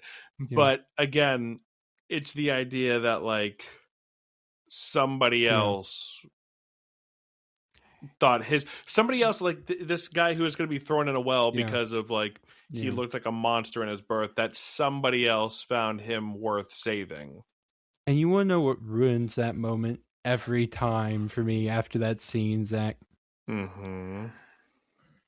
I don't know what animator choice made this, but how Esmeralda practically skips.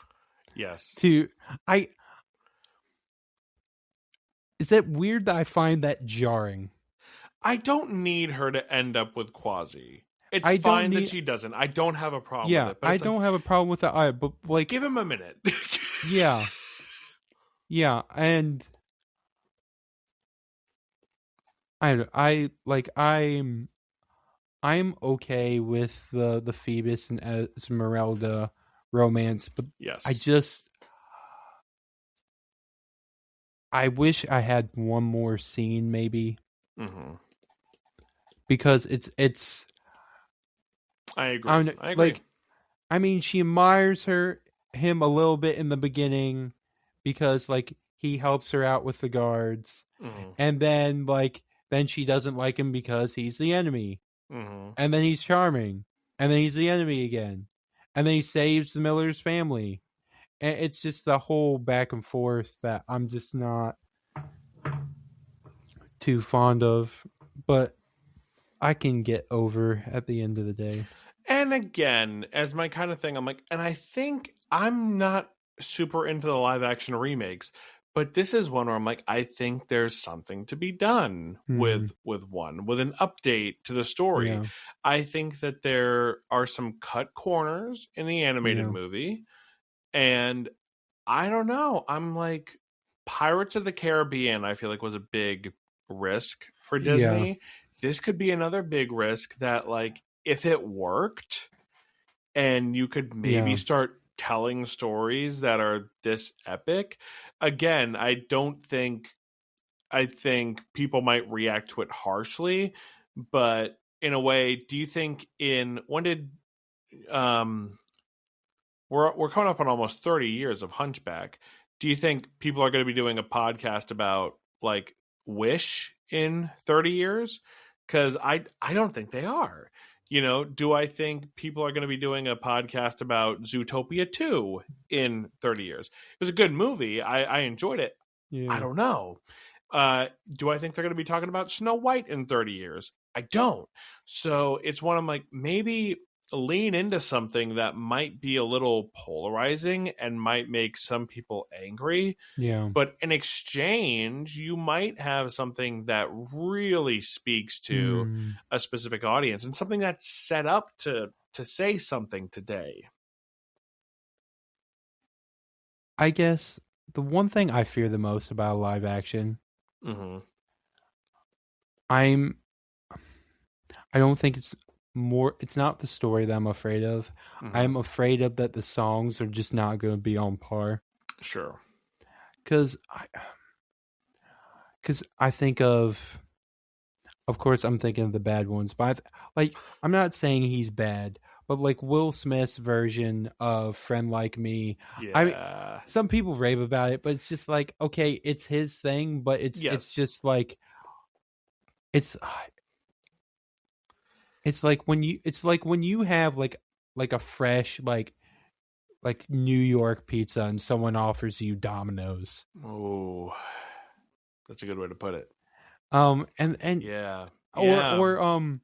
Or I don't know. Also, I'm afraid of like adding like a weird song like in Little Mermaid, like the Scuttlebutt. Yes, correct. That's a terrible song. I wanted to vomit. Yeah. Here's what I'm going to say. Because I want to jump in on the food analogy too. There's a beautiful little shop in my neighborhood. It's called Hands Down. And they make like just the best cookies I've ever had in my entire life. The other night, I was at home and I wanted some cookies. And Hands Down did not deliver, so I settled for Crumble. Crumble is fine. Yeah. It's okay, but it's not the same. Now, is it a little ridiculous to compare the major studio Disney to a homemade cookie? Perhaps, but it feels that way. Like there's deeply personal moments in Hunchback, and I understand there's like the worry about like if you over manufacture it, it might feel a little too sanitized or a little too much like a flash in the pan. Yeah. However, this is one where I was talking about it. I'm like, I don't know what you have to spend money on in the live action. Because I'm like, I don't think it's a huge CG movie. Yeah, I don't think I don't want to see a CG Quasi. No, I don't think there's that many sets. I don't think there's like that much. Like when I'm going through the budget, I'm like, this is one where I don't think it would actually be as expensive as some of your other projects. And especially if you wanted to go to, I'm not saying it's right, but look at Jonathan Groff from Frozen. He got paid way less than the A-list cast. Yeah. So I'm like, you could get Broadway actresses and actors and kind of like have this be their break. And you might not have as much of a price tag, but the talent is going to be incredible. So this is what I'm like, they're talking about like it might be too dark, but I'm like, I don't know. Like you're Disney. People are mad at you about everything you do. So like, why don't you do something you're proud of and stand by it? Because that's what the heart of the movie is, standing by who you are and what you believe and knowing when it's time to fight for what's right. And I think Disney should just go for it. Yeah. If you're, I would listen, Disney, I'm available. If I can, I'll write the story treatment. I don't know. I can play like one of the angry citizens in the background. Noah and I are available. Like we'll come out.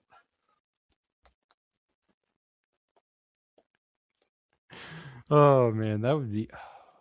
Imagine just as a sit, like just not even like do anything, just like watch on a Disney set. That I feel like that'd be interesting. We can play the mean guards. How about that? I'll be the Patrick Star guard. Yeah, make way for the captain. They don't earn money. There, I'll be that guy.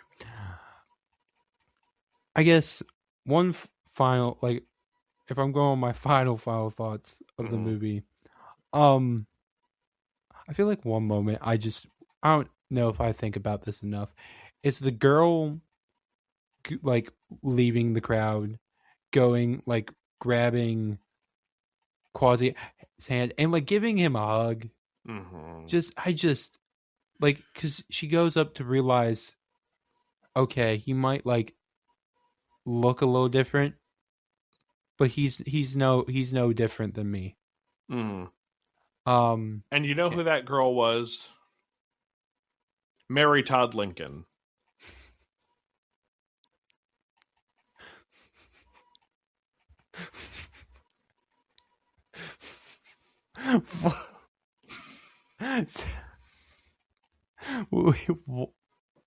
Okay. Why was that Mary Todd Lincoln? I don't know. It was the first name. It was the first name that popped into my mind that wouldn't. Were you thinking of the Hateful Eight? After I said it, I was like, what's a historical name that I could do that people will know immediately that won't be offensive? Because I had many other names that popped in my mind, and I'm like, I don't know how well this would go over, so let me keep thinking. No, it's a great moment. And then Paul Candle gets to finish it out. Yes. Yeah, and it's perfect. I just also that little score before he finishes out, like that dun, dun, dun, dun, dun, dun, dun, dun. I don't know why I like that. I don't know, maybe I have a thing for the brass, Zach. It's very triumphant. Yeah. I love the breath. This score is so underrated. So underrated. The animation, the directed, I feel like in a lot of ways people just kind of like tend to leave this movie as like, oh, it's really dark. Yeah.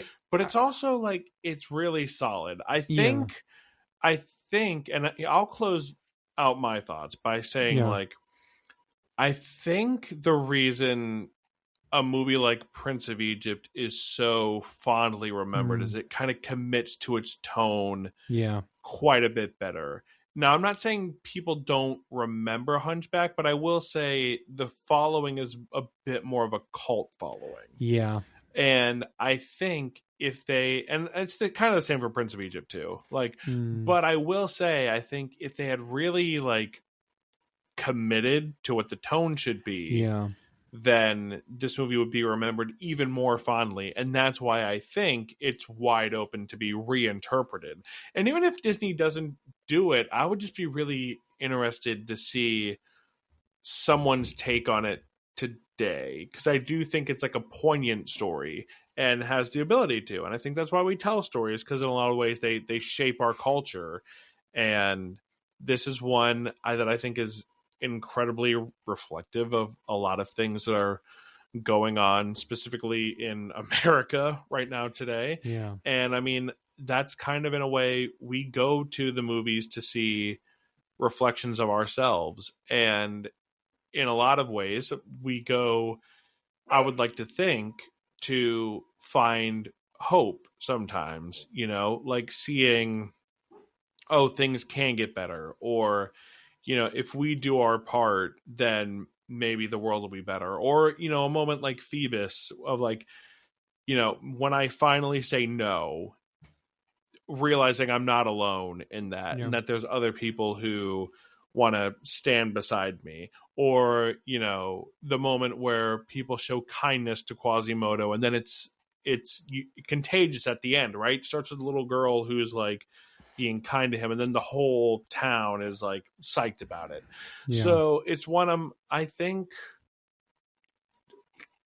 pull the funding for this live action Tangled, because like really, like what are we even doing, and put it into doing Hunchback the right way.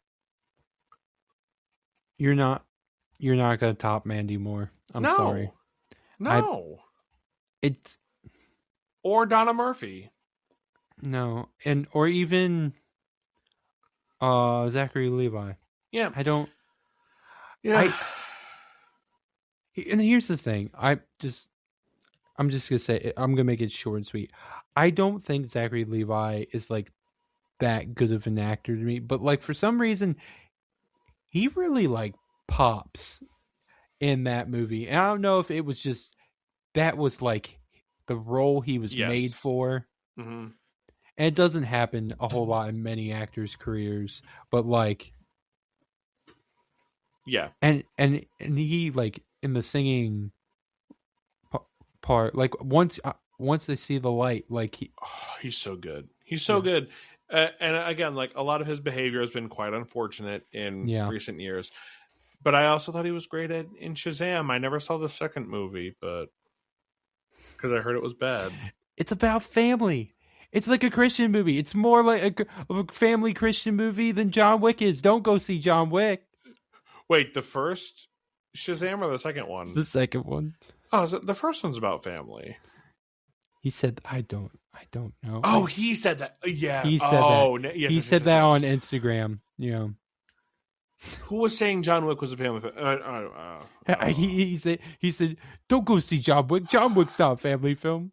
He's not well. I think he needs to see a good therapist. Don't we all? Don't we all? Hey, I had therapy right before I came here today, and it was great. Yeah. That's why I'm so healthy in my head now. Well, Zach, every time I'm with you, I feel like it's therapy because you lift my spirits, buddy, and make me laugh. One of these days, we need to get together in person. I was saying that. I was saying that to Hannah. She's going out of town for vacation, but that's the week one of the weeks I have School of Rock. But we're gonna make it happen. We're gonna have a blast whenever this happens. We're gonna go to Dominion. Okay. Are you familiar with Dominion? The name sounds familiar. It's a pizza place in Lancaster. You know what? I have heard of Dominion. Mm-hmm. I'm down for that. Yes, we're gonna make it happen. I'm down for that. Man. Yeah. All right. I'm trying to think if there's anything. My socials are gonna be down in the description. Comment what you liked about this episode. What you like about Hunchback of Notre Dame. Who would you like to see cast in live action iterations? Yeah. Anything you would like to share, Zach? Yeah.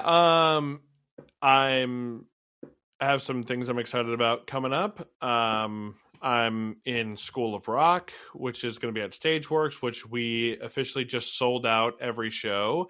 And it's a 3-weekend show. Congratulations. Thank you. 3-weekend show. And I'm super proud of it. It's going to be good. I'm singing in a Valentine's Day gala, which is coming up. But the information will be in my socials. I'm stage managing Jagged Little Pill. And we're in the process of we're recording some new demos for the Honey Initiative. So hopefully we'll be having some new music coming out very, very soon. But yeah, listen to Noah's podcast and give him some feedback. Noah really, puts all of his heart and soul into doing this show. And, I've been a day one listener to your podcast. And I mean, I got to tell you, just how you've grown as like a host and a person is really incredible. And again, like I was listening to your first episode and I was like, my goodness, like the growth is insane and wild and you're doing wonderful work. Zach, that means a lot. I'm not going to cry. Hey, do it. Been almost... Oh, it's almost been 4 years. I think it's Zach. I think it was 2022 since we did a small one. It's 2026. I think it's been that long, Zach. My gosh, Noah, I'm so old. What? It's been. I hate that. I hate it. I hate it. Wow.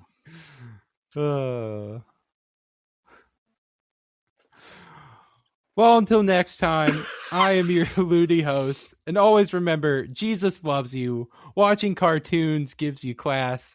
And make sure to go outside and touch some grass. Goodbye, everybody. Two sides of the same coin.